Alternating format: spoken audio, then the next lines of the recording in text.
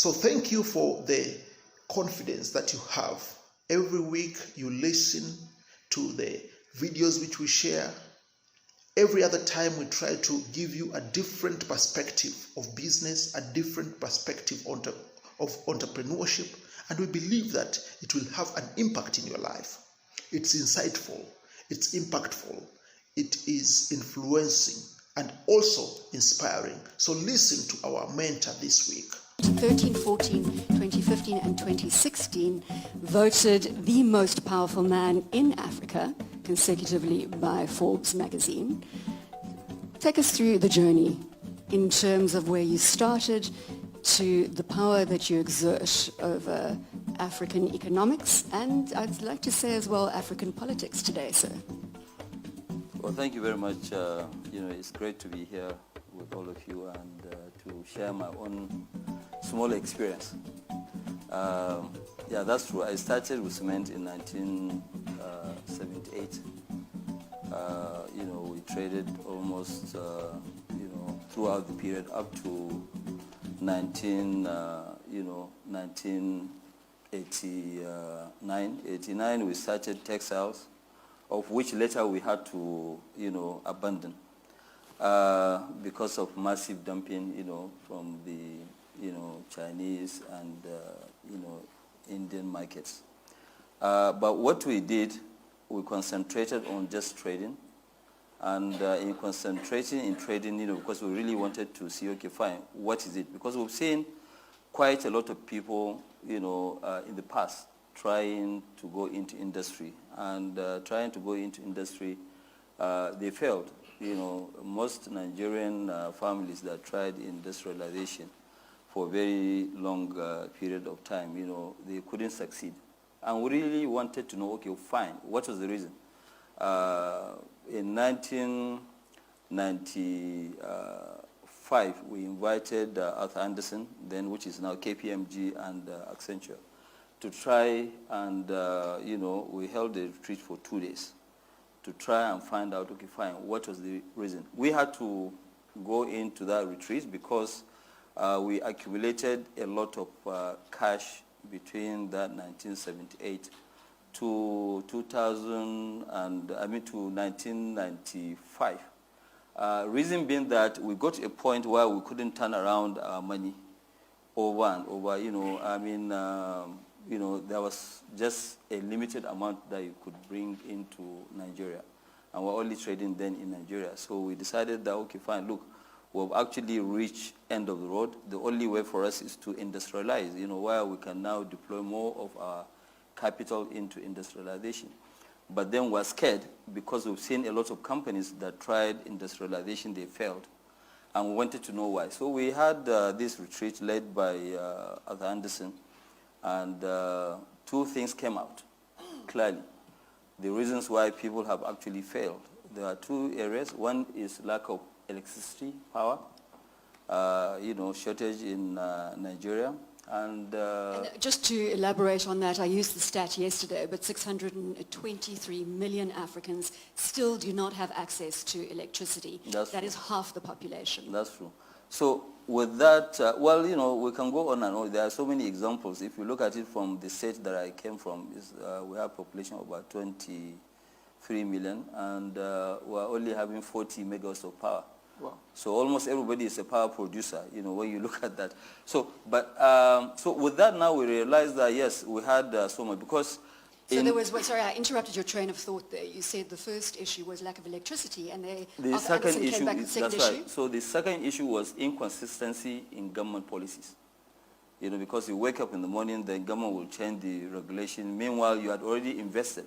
So it does not really give you that courage of even investing long term. So what we decided to do was say, okay, fine. Can we sort out the electricity first, and also try to see how do we mitigate the inconsistencies in government policies? That one we don't have any control over, but the only way for us is to remain friendly with any government coming in, and also explaining things and also the benefit they are going to get. Because if you look at it today, in all our businesses that we don't, we've finished our tax holiday. government actually earns more money than us, the owners, when you look at it. I mean, because the taxes are high, you pay different sort of taxes. So we decided that, okay, fine, let us now go ahead and we want to be bold. But then how are we going to become successful? Are we going to now start afresh? Or do we just go on and produce goods that we used to import? So that's why we got it right. Now we just did the backward integration by now producing goods that we're already trading in, because we already have the customer base, we have the logistics, we have all the infrastructure. And what we did was now to say, okay, fine, we're going to go and do cement, we're going to do, but we started with the terminal. A small story, for example, to tell you what we did in cement. We started the terminal. We opened a terminal December 2000. And was just one small terminal to import bulk cement and pack. Towards Christmas, I now went and met with Lafarge. It was Blue Cycle then, before they merged. That, please, could you try and buy 40% of this business, and then you run it, but we keep the brand Dangote.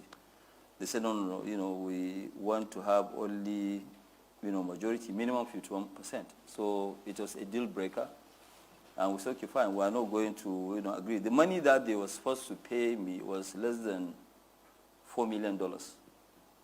And so they backtracked on the deal, and we said, okay, fine, let us go ahead and face them. And within 2 years, we actually took chunk of the market, and now, we have a company worth over $18 billion. And I'm sure Lafarge regrets that decision. Definitely. We're looking now at Dangote Group having a presence in 17 African countries, and it was the first West African country to enter the Forbes 2000 list. Yes, but I mean, West when we go forward, because part of the question, we want to also tell you that right now we're actually in a massive trajectory. We are now at about $4.2 billion of revenue, and in the next 2 years we'll be at $30 billion. So we are going into a massive transition, group-wide. So accelerated growth, let's say, going forward, Yes. and even more for Lafarge to cry about. Strive, let's come to you, and again, correct me if I'm wrong, but Zimbabwean born, your mother was an entrepreneur, your father worked in a mine. At the age of 12, they had accumulated enough money to send you to school in England. You then continued with your education and as an engineer, came back into Zimbabwe and went to work for the state telecommunications operator, where you were very quickly promoted to senior positions, but frustration with a state-owned entity led you to start your own organization. Can you pick up from there? Sure. First of all, thank you for having me. I also want to acknowledge Baba, President Obasanjo, who's played a great role in both our careers, Aliko would agree. But as you point out, I didn't start off as an entrepreneur. I started off as a professional telecommunications engineer at a time when all telecommunications in Africa and most of the world was run by the state. So we used to call them plain old telephone companies, POTS. So I was a POTS engineer. But that's about as funny as that got, because we didn't do very much. Zimbabwe at the time had one of the highest teledensities in Africa, which meant the number of people with a telephone. And ours was 1.4%. The average African teledensity was 0.7%. So that just gives you an idea of how many people had a telephone. If officially you got on the telephone waiting list, you could wait 35 years. And, so it was, we didn't do very much. So. But that is where you must have seen the opportunity. No, I didn't actually, because it was all under the state. So I left and went and started a construction company. But as technology would have it, about 5 years after I left, the whole mobile industry began to emerge.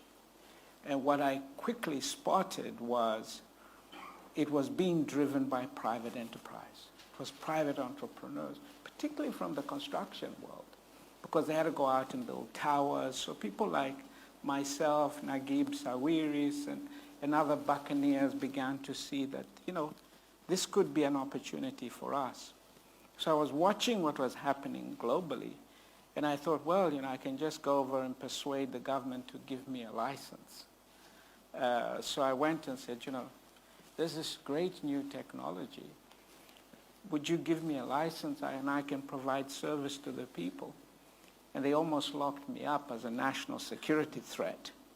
They said, you can't run telephone. This is about the state and our ability to monitor and control people. So we won't allow you to do it. So Persona non grata.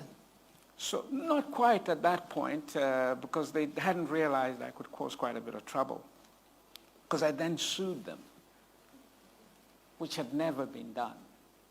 I hear the former president was not very amused when he heard that this little Turk was taking him to the Constitutional Court to challenge the premise of why you should have a monopoly in telecommunications. And I did it under a provision in our Constitution on the freedom of expression. I said, if 75% of the people have never even heard a telephone ringing, why do you have a monopoly? You must open it up so we can provide service to the people. And so it took 5 years before the Constitutional Court, and I brought down the monopoly. The court ruled that the monopoly was illegal. So then I was persona non grata. Then you were persona non grata, but I want to also throw out the stat that the teledensity went from when you started 0.75% to 75% teledensity today across the African continent. Yes, of course, and in 20 Zimbabwe years. it's 120%. I'm not sure how the statisticians So work I that don't know out. how that works out, but it just means that more people, some people have more than one phone. So obviously, a lot of us got involved. It became one of the great phenomenon. And of course, I ended up in Nigeria, courtesy of President Obasanjo. And we went there to get the revolution going. So it was a great revolution. 25 years on, 75% of the African people own a phone. Often when we have great entrepreneurs on the stage, I don't think we go to this question quickly enough, and that is lessons learned, mistakes made. And Aliko, this is not the first time that I am asking you this question, but perhaps for our audience here today, again, if we're talking about establishing great businesses, there are those who say that you don't succeed if you haven't failed at least once or twice. Well, I think mostly when you look at it, it depends on the government policies. Where now, when you look at it, I mean, my brother, Strive just talked about telecom. Without the, aggressive nature, and not only the aggressive nature of also looking at, things outside the box, the telecom industry wouldn't have actually been, successful especially in Nigeria, because at the time they now came in Nigeria we have a tax rule which we don't offer any tax holidays or any incentive to services. But President Obasanjo was very, very creative. I mean, that's the truth. Not that because he's here. I didn't even know that he's sitting somewhere. But what he did was to say, okay, fine, let them also, because there was a claim that there was not going to be any profitability. And he said that, okay, fine, look, you know what, I'm going to give you 5 years tax holiday, even though it wasn't in the tax law. But as a president, he had the prerogative of approving a tax holiday, so which he did. And that was what even allowed them to come in, because the calculation then was, look, the entire country, both land and mobile, we had 500,000 lines. Yeah. Okay, in 2000. And today you are talking about 147 million lines. So you can see, so it depends on the government of the day, it depends on what you can convince them and what they really want to try to take to the next level. But our own, for example, today, like what I keep saying, there's a big difference between Africa and maybe Asia. Mainly when you look at Asian market, is a market of exports. But we have local demands. So there's demand in whatever that you do. You know, the opportunities are enormous because we're like an import continent. You know, we export mainly raw materials and we import a lot of goods, which is why, you know, it gives us a lot of imbalance in our foreign exchange situation. So not many missteps in your history, mistakes I think that you learned from. the missteps that we've had, you know, we've been always a very, very focused company. There are a lot of businesses that we have dropped, you know, along the line. For example, we're in banking, we had 2 banks, and we decided that, no, you know, it is much better for us. We are no professionals in terms of banking, you know, we are no professional bankers. So, and what we said as a rule in our company, any business that 10 of us in the company, top 10 of us, cannot wake up at night and explain to you the process from A to Z. We don't have business in being that business. I don't want to be in a business where somebody will sit me in the room and tell me how the process is. Because, you know, let me give you an example. In 2017, we had the toughest challenge of our time, 2016-17 in Nigeria, because of the fall in oil prices from $120 to $30 a barrel. a barrel. And we said, okay, fine. So how do we, then devaluation setting, how do we really retain and maintain our profitability? And we had a lot of shareholders. And all what we need to do is to go back into the trench. And I was arguing with the people running the operations and said that, no, we can actually cut a lot of our costs. We can even make much more money. When you look at it, all our companies, we actually doubled our income, minimum, compared to 2016, just because we know our business in and out. So that's the difference that we have. It's not, you know, and like, for example, apart from South Africa and Ethiopia, we are also power producers, but we don't sell power, we consume. And now it turns out to be that our power cost is just about 1/3 of the power cost of the national grid.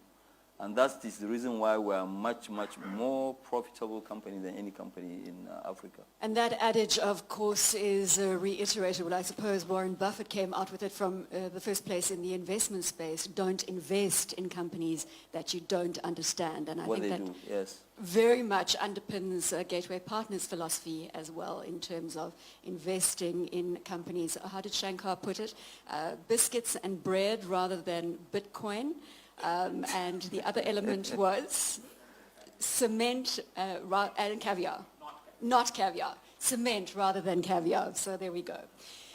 Strive, let's pick up on that issue that I said about mistakes being made and learning from them. There were a lot of people in this room yesterday who didn't hear or weren't here yesterday and didn't hear about your Nigerian experience, which is well documented, but I think it's very important that we have that shared commonality with Nigeria. And your first experience wasn't a positive one, although President Obasanjo, we will have the pleasure of speaking to you later, sir.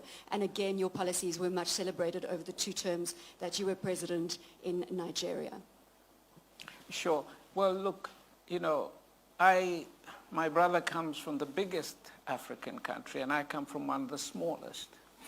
So one of the first things you realize when you come from a small country is that you're not going to grow very big unless you leave. So you know, you can achieve a lot in Nigeria without ever stepping out of Nigeria. But and I know you'll understand this from Singapore, you got to quickly start looking beyond your own borders. And in my case, of course, I also didn't need a lot of encouragement because I was literally booted out. So I left Zimbabwe in 2000, and actually I haven't had an opportunity to get back since. I've been quite busy. So I moved to South Africa. And I began to, from South Africa, to look at how do I get into the rest of Africa. And you've got to bear in mind that we don't do much intra-trade between ourselves as Africans, which is a major issue. I think it's at about 14%, We're depending about on what stat. 16%, up 2%. Intra-trade, compared to what in Asia you are 48, 50% intra-trade.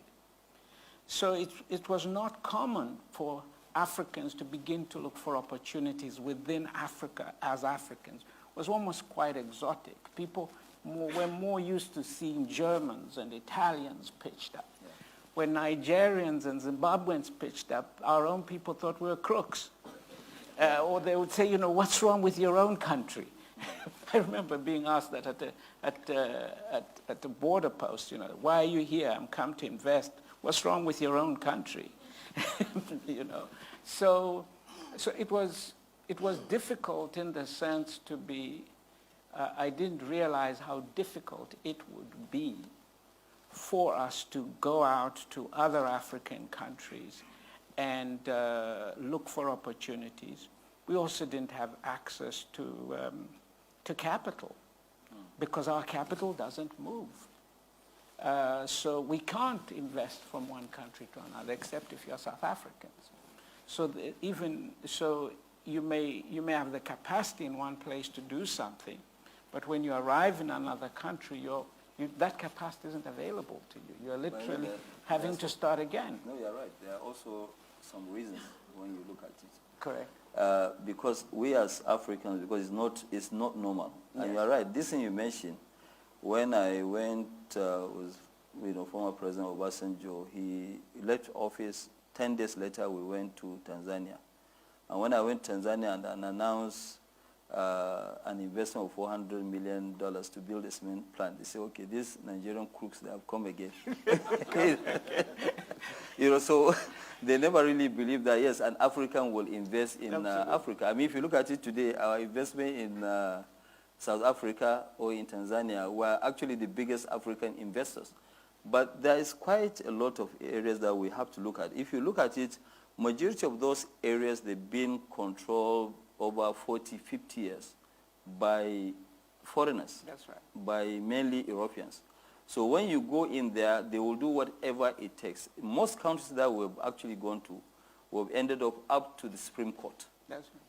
So there's still an element of suspicion. Oh yeah, there is, of course. I mean, but you just have to be very, very strategic of how you handle the, situation. But you get there. I mean, we've had issues when we are going in, but now most of the countries that we have entered actually we've been number one. But they will give you a long run. It's still not an easy process. No, it's not. He's right. It's very, very difficult because there are people that they've been there. I mean, for example, I don't want to mention the name of a country, but there's a country we wanted to do our cement. The chairman of the company, still is the Minister of Finance. So Minister of Finance is the one that will issue all our incentives and whatever. But we still went ahead.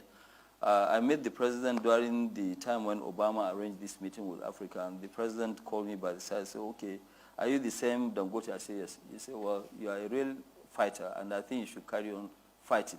But he couldn't come out and say it in his own country. Well, there's synergy there, because you were a fighter when it came to Nigeria. Sure. Can you quickly fast track to the end of that story? You head-tailed out of there, but it took you 10 years. You paid $285 million for a telecommunications license.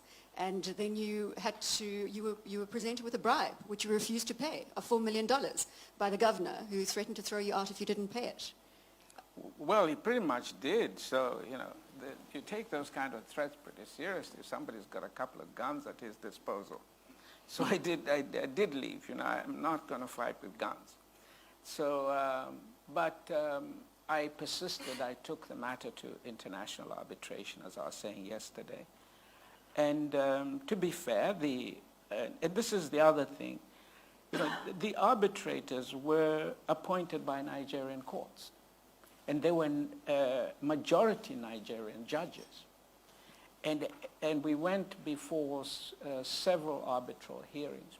Every single one of them ruled on by Nigerian judges in our favor, to the very end of the process. So again, there is a legal framework. Don't let people mislead you otherwise.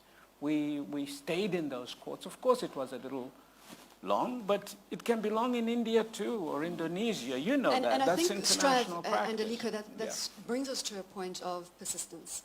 What you need in terms of investing across the African continent, as in other frontier markets, is a level of persistence, understanding that the rules and regulations across the 54 countries in Africa are very different, as you've both just described. Oh, yeah.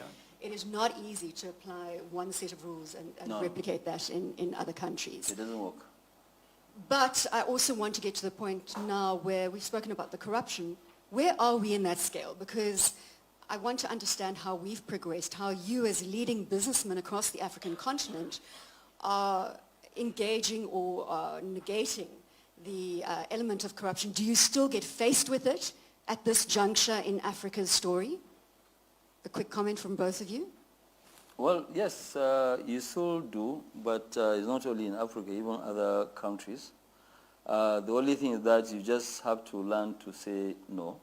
Once you say no and somebody knows that, yes, you are not going to give that. It might take you longer to get things done, because you are not going to agree to, pay. Because especially, the kind of companies that both myself and my brother Strive that we run, you can't really be involved in giving anybody, bribe. What we always do is that we don't even go and ask governments to give us anything outside what they normally do. We look for sectoral incentives, so which means that anybody who's going to invest in that sector, he's entitled to it. They're not going to do anything special, to you. So if they are not going to do anything special to you, then you actually don't need to give anybody bribe to do, anything at all. So, but there are other countries. To be really fair, most of the countries that we went to, to establish our businesses outside Nigeria, only one country that actually, somebody asked us for a bribe, a minister. So the situation has improved dramatically. It has improved. Strive? Oh, yeah, it has improved dramatically, really. Even the minister who asked me for a bribe, I reported him to the president. I said that, look, this guy asked me for money. He said that next time when I'm coming into the country, I should bring, a briefcase full of dollars. And I reported the case to the president, but we still didn't do the business there. Strive, your experience? Oh yeah, look, I'm actually sometimes stunned by just how dramatically the business environment has improved in Africa. It has really, really improved. It is much easier to do business. Look, corruption is there, but it's found all over the world. And we've got to fight it. Like I fought it in Nigeria, and the official involved, served a prison sentence. And so you've got to fight. Corruption takes two people. It's two parties. If you yourself decide you're not going to pay, that's it. It requires two. So if you're going to invest, but if you're looking for shortcuts, it doesn't matter where you are, you will end up in a corrupt deal. So I think I'm going to leave it there on the corruption side. We know that corruption is prevalent all over the world, but I want to leave you with what Strive has said, and also has been, Aliko has concurred to the fact that the business environment in Africa has improved dramatically, and instances of corruption have dropped dramatically. Aliko, in the beginning, you said that it was Arthur Anderson that had done the survey, then it had turned to KPMG, obviously, and said that inconsistency of government policies and lack of energy were the two biggest challenges for businesses, and actually led to a number of failures in the business space. Let's talk about those two today, because again, in building a long-term business across Africa, these are two challenges that have not gone away, or have they? Let's start with the consistency of government policy. We have seen many transitions happening in the political space across Africa. As corruption is dissipating, are we seeing more political stability and consistency of policy strive? Let me start with the power thing. That statistic that you shared, by the way, President Obasanjo, myself, and Aliko, working as what is called the Africa Progress Panel, were the people behind that report that produced that study. Chaired by Kofi Annan at the time. That's right, and the state of power in Africa.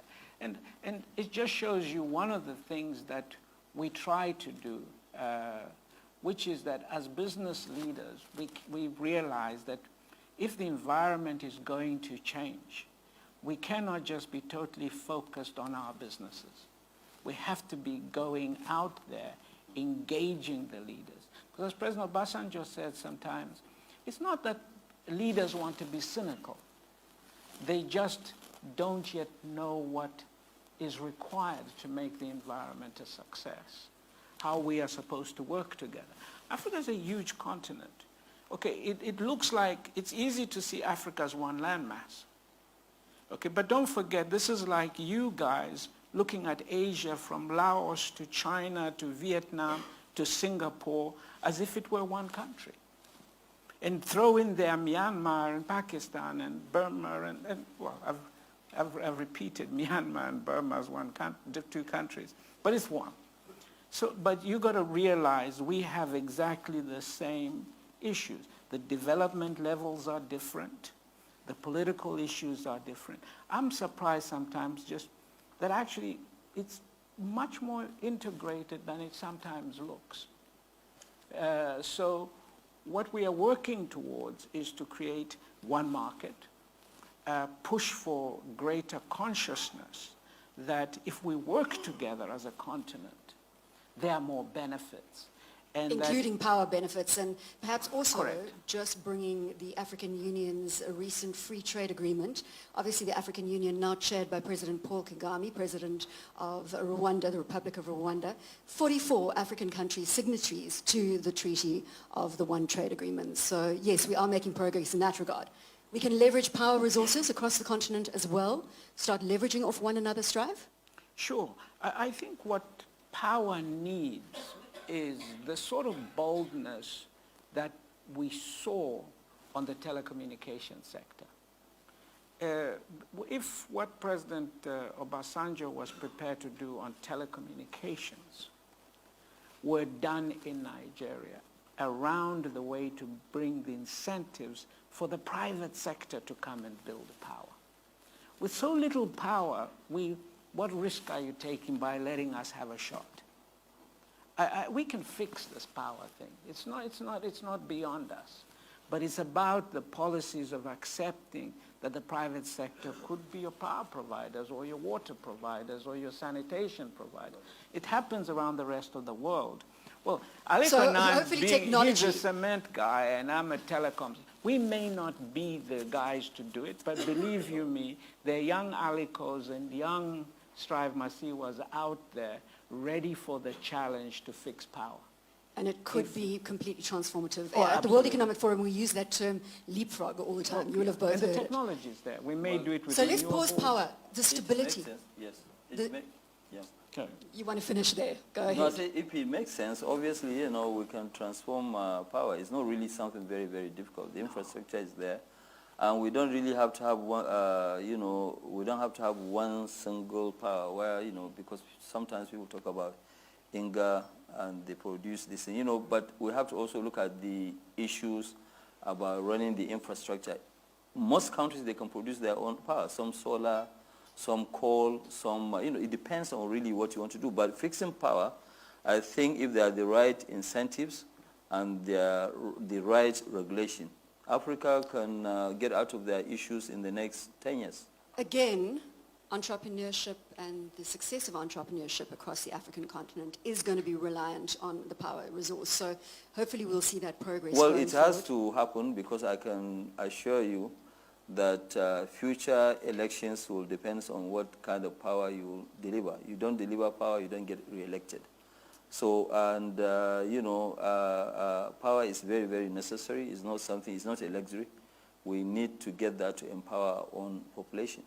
I am going to almost move out of the Facebook live broadcast and then go back to Chatham House rules, but I want to close out on the consistency of government policies. As you highlighted in the beginning, that's one of the biggest challenges you have faced in building a sustainable business across Africa. Is it improving? I think it has improved dramatically. It has actually improved quite a lot. There is more clarity right now, and part of the excitement of doing business is that when you wake up, there's also something new, not something very damaging. So we also put that mitigants, in the business, calculation. If now, for example, I'm going to do business, I will take the worst case scenario and I go ahead with it. If it doesn't pay, I'm not going to go into it. But right now there is more consistency. Few countries are still having sort of issues. There are countries that we have invested and we're still having a couple of issues, one or two, not many, so it has really improved dramatically. And, the issue that when you look at future in the next 17 years or so, by 2030, if you are not really in Africa, you won't be able to make money. Yes, you can, on the policy statement. I think that certainly for those of our leaders listening, this is really what I would be saying. The big challenge for us in Africa going forward is how do we deal with unemployment of our young people? We have an extraordinary challenge of a lot of the technologies and the industries that we can build today do not create a lot of jobs. The key for us is to promote entrepreneurship. And the underpinning of entrepreneurship is, first of all, education.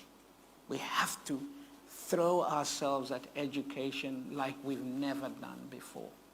And this is a great region for us to understand what you can do in that area. And that education is only as good as we pivot with it to skills.